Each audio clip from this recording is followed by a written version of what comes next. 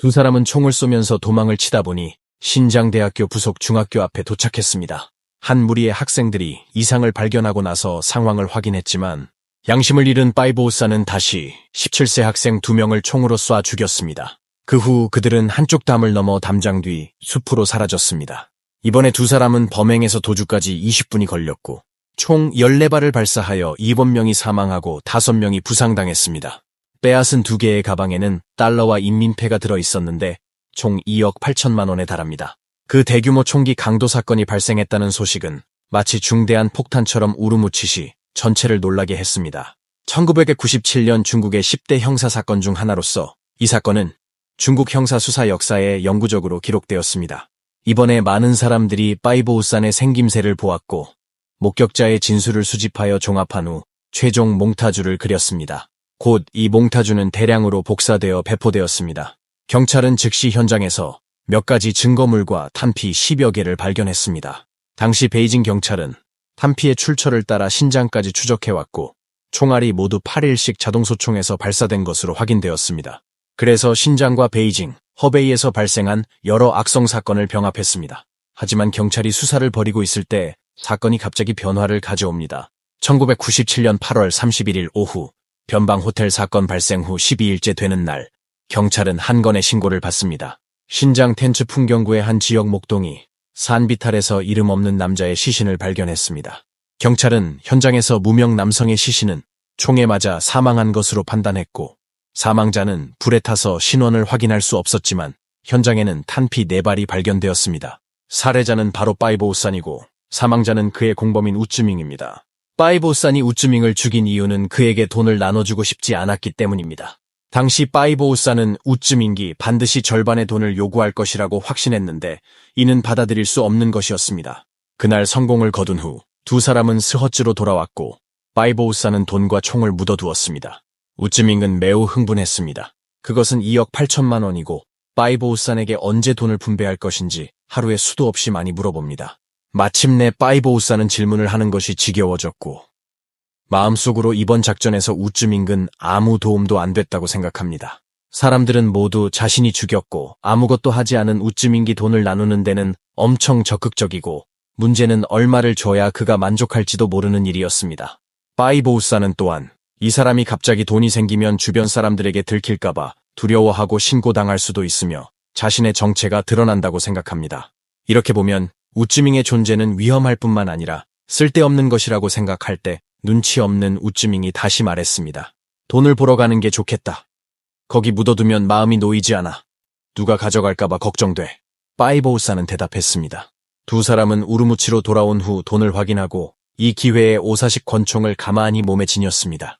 다시 스허츠로 돌아온 후 파이브오산은 먼저 베이징으로 가서 상황을 피하고 신장의 이 엄격한 조사가 끝난 후에 다시 돈을 찾으러 오겠다고 제안했습니다.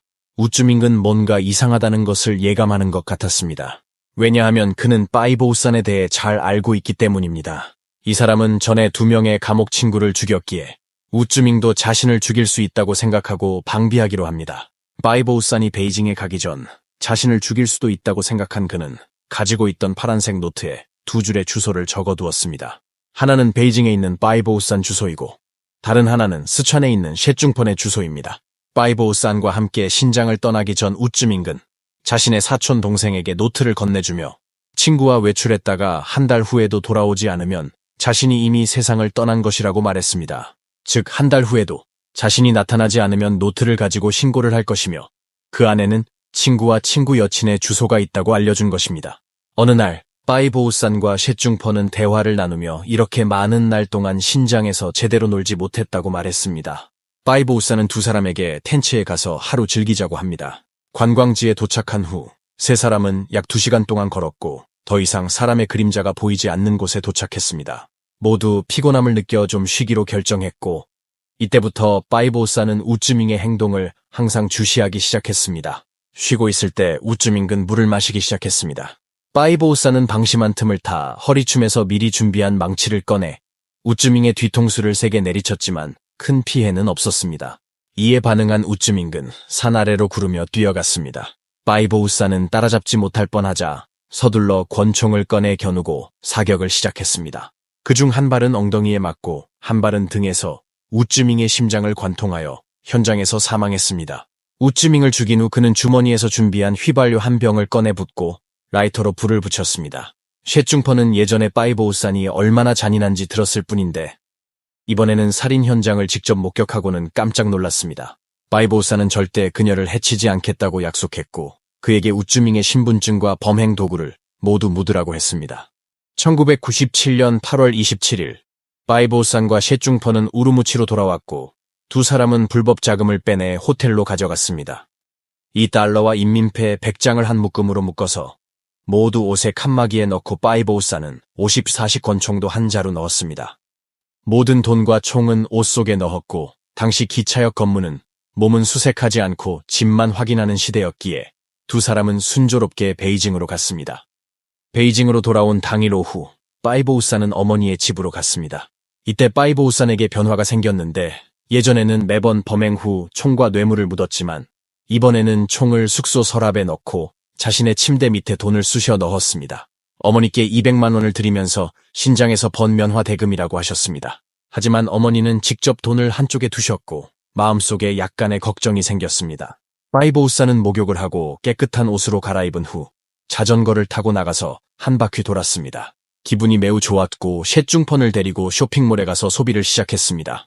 그리고 나서 셰중펀은 고향에 가고 싶다고 했고 빠이보우산은 일도 이미 잘 마무리됐기에 2200만 원을 주면서 마음껏 가서 쓰되 은행에는 저축하지 말라고 했습니다. 그리고 그를 공항까지 데려다 주었고 두 사람은 헤어졌습니다. 신장 우쯔밍의 사촌 동생은 그가 연락이 두절된 것을 발견하고 10월까지 기다리지 않고 직접 노트를 들고 신고하러 갔으며 텐츠에서 발견된 사망자가 우쯔밍김을 확인했습니다.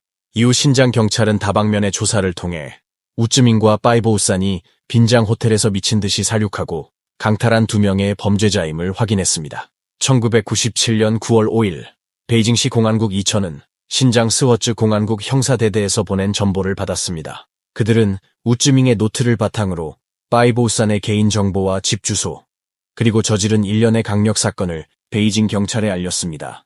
신고를 받은 후 베이징 경찰은 빠이보우산의 스징산 모델하우스에 위치한 거주지 근처에 엄격한 통제를 실시했습니다. 저녁 7시가 넘어서 베이징시 공안국 형사대대의 수사관 3명이 파출소 경찰에 인솔해 빠이보우산의 집 문을 두드렸습니다. 문을 연 것은 바로 빠이보우산이었고 무방비 상태였던 그는 날이 더워서 팬티만 입고 있었습니다. 경찰은 그에게 호적이 발급되었고 8월 25일에 승인되었다고 말했으며 함께 파출소에 가서 양식을 작성하자고 합니다. 빠이보우산이 지금 바로 가야 되냐고 물었고 경찰은 바로 가야 한다고 합니다. 빠이보우산은 즉시 의심을 품었습니다. 그는 호적을 만들었는데 굳이 한밤중에 찾아올 이유가 없고 3명의 경찰이 서 있는 위치도 자신을 애워쌌습니다. 그는 위험을 감지하고 옷을 입고 가겠다고 합니다. 옷을 입는 것은 당연히 핑계일 뿐입니다. 빠이보우산은 서랍에 있는 오사식 권총을 꺼내어 경찰과 필사적으로 싸우고 도망치려고 생각합니다. 하지만 이곳은 어머니의 집입니다. 만약 총격전이 일어나면 어머니가 놀랄 것이고 경찰이 체포하기 위해 온 것이면 밖에도 이미 많은 경찰 인력이 있다고 생각합니다.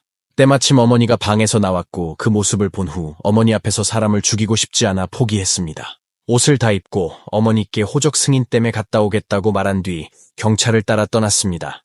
빠이보우산은 베이징에서 체포된 후 8시간의 신문을 거쳐 점차 심리적 방어선도 돌파당했습니다. 1997년 9월 6일부터 자신이 저지른 모든 범죄를 자백하기 시작했습니다. 동시에 경찰은 어머니가 사는 침실을 밤새 수색한 결과 이미 장전된 오사식 권총과 탄알 63발을 발견했으며 현금도 2억 2천만 원이 넘습니다. 아침 7시 수사관들은 차를 몰고 허베이성 쉬수이로 가서 기차역 근처의 외딴 지역에서 반자동 소총 한 자루를 발견했고 신장에서 8일씩 자동 소총을 획득했습니다. 신장 경찰은 자백을 바탕으로 스허즈 신간교도소의 외양간 근처에서 여러 해 동안 살해된 푸커쥔과 리바오이를 찾았습니다. 왕지핑의 시신도 모카밭에서 찾았습니다. 고비 사막에서 빠이보우산에 의해 살해된 무고한 행인만이 발견되지 않았습니다. 그의 집에서 발견된 오사식 권총의 총번호는 8월 8일 신장 149단에서 빼앗긴 권총 번호와 동일하며 인출된 대여섯식 반중 소총도 베이징 3셉 3빌 사건에서 근무 중 초소가 빼앗긴 것입니다. 빠이보우산의 집에서 고무신 한 켤레가 발견되었고 이는 허베이성 쉬수이현 7.17 사건 현장에서 채취한 발자국과 일치합니다.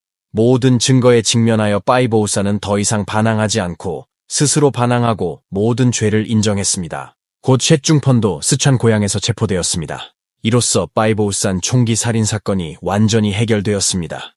1997년 12월 3일 바이보우산과 셰중펑은 재판을 받기 위해 신장으로 압송되었습니다. 1998년 3월 3일 우르무치시 중급인민법원은 고의살인죄, 총기 강도죄, 시민재산 강도죄로 바이보우산에게 사형을 선고하고 정치적 권리를 영구 박탈했습니다. 셰중펀에게 징역 12년을 선고한 바이보우산은 최후 진술을 할 때 처음으로 회한의 눈물을 흘렸습니다. 1998년 4월 29일 바이보우산은 총살형에 처해져 자신의 죄악스러운 일생을 마쳤습니다. 시청해 주셔서 감사합니다. 구독과 좋아요는 사랑입니다.